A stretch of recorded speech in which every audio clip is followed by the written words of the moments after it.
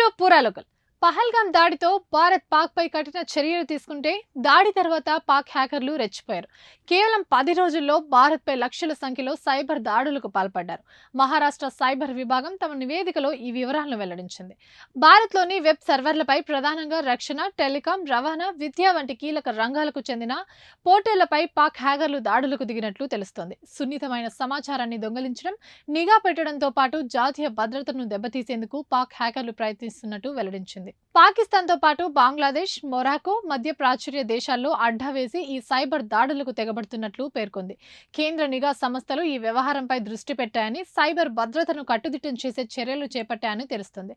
Jammu municipal corporation వెబ్సైట్ను కూడా hack చేసి కీలకమైన సమాచారాన్ని తస్కరించినట్లు సమాచారం. అయితే పాకిస్తాన్ ప్రధాని షెహబాజ్ షరీఫ్కు చెందిన యూట్యూబ్ ఛానల్ను భారత్లో నిషేధిస్తూ కేంద్రం నిర్ణయం తీసుకుంది. ఇంతకు ముందే పాక్ ప్రధాన టీవీ ఛానళ్లు, మీడియా సంస్థలకు చెందిన 16 యూట్యూబ్ ఛానళ్లను భారత్ నిలిపివేసింది.